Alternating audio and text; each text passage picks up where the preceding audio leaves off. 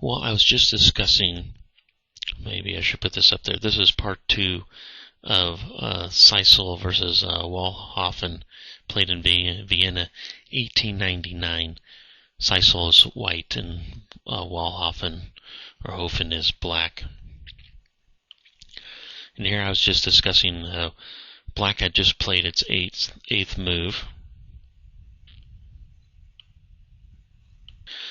And I was discussing what should white play for its 9th move. And I just was covering, looks like it's a decision between castling and developing this bishop here.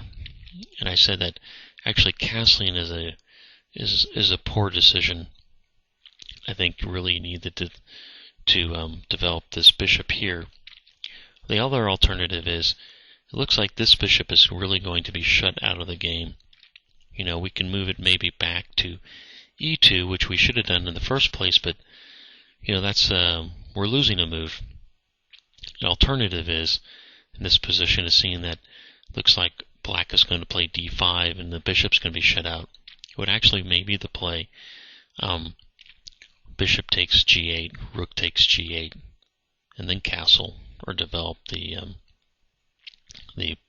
bishop on c1. So that's an alternative. But getting back to the position, so actually white decides the castle, but it ends up being a very bad move. So when I reviewed this, if you don't know, I usually play through the game, make my own notes, and then I'll usually run through it. These are games right out of Irving Chernev's Logical Chess Move by Move. I'll read Chernev's comments, and always like it when I can find the same things he has, and he brings up little things that I don't notice to help improve my game. And then usually I run through it with a chess engine to come up with my final thoughts.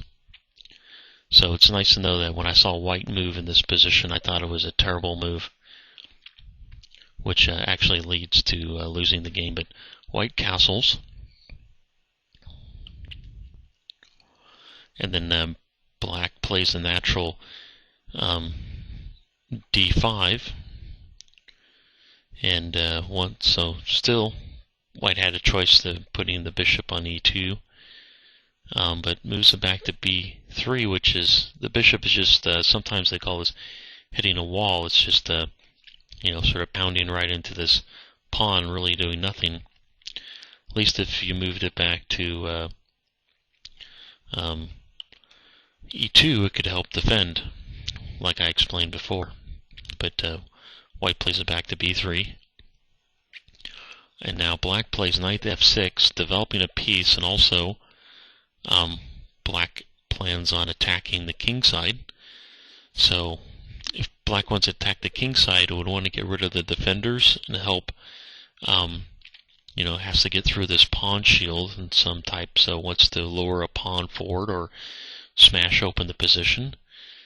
And so black is moving a piece out to help attack the king side. So developing a piece and bringing a piece into the attack. And now white plays bishop to e3, preventing black from playing d4, and also with probably the idea of playing the bishop to here, moving the queen.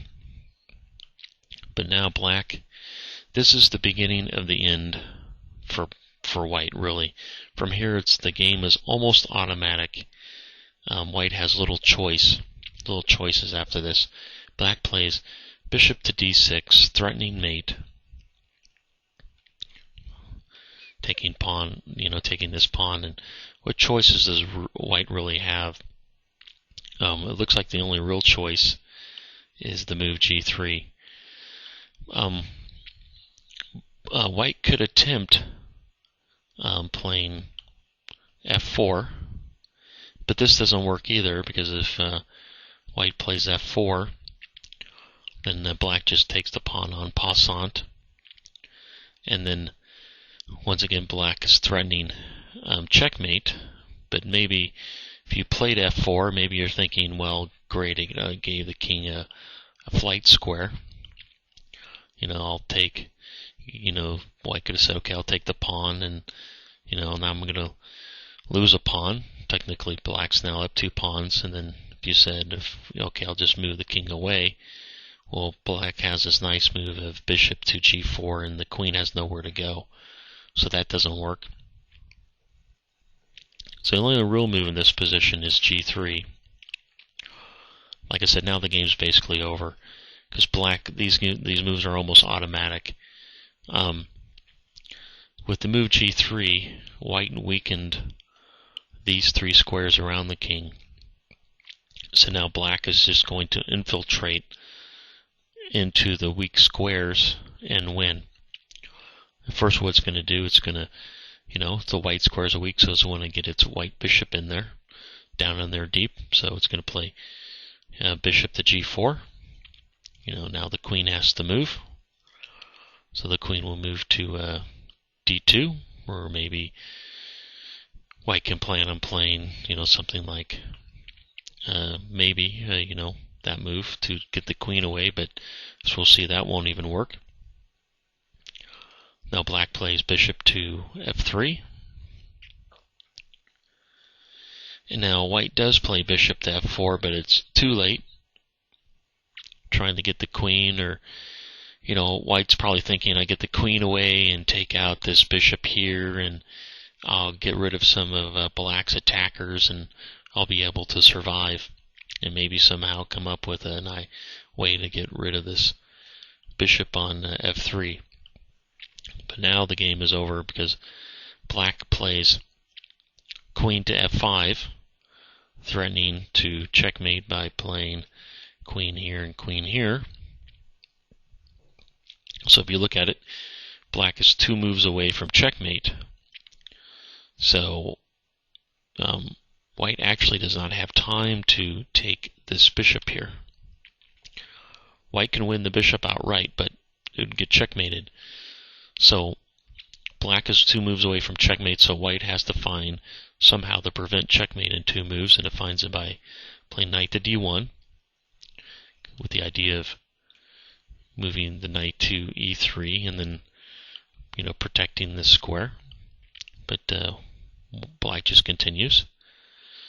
White is forced. And now Black plays knight to g4. The game is over. There's actually no way to prevent checkmate. What White is basically threatening to take the pawn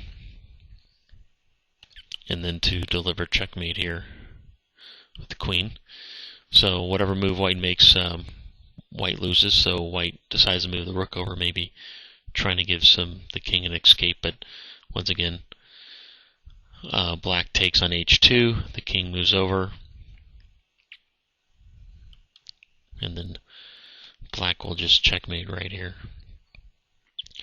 So this game shows really how to, early on Black got rid of the knight, and then it was able to lure White into playing g3, which weakened the white squares, and then Black was able to infiltrate and penetrate with its pieces and deliver checkmate.